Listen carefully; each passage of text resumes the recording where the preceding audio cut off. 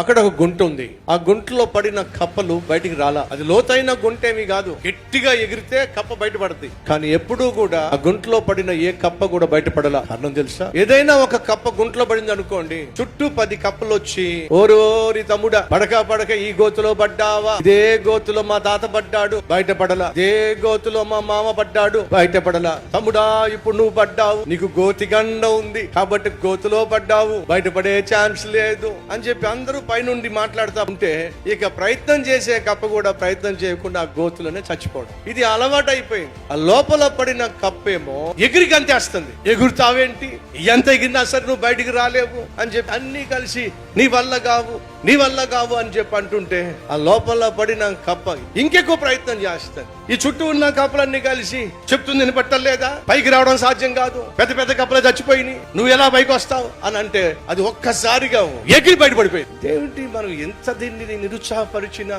ఇంత మనం దీన్ని బయటికి రాకుండా చేసినా ఇది ఎలా బయటకు వచ్చింది అని చెప్పి వాళ్ళకి అర్థం కాల. తెరా చూస్తే అది చెవిటి కప్ప. చెవిటి కప్పకి వాళ్ళనే మాటలేం వినపట్టల్లా. కానీ ఏం చూస్తుంది తెలుసా?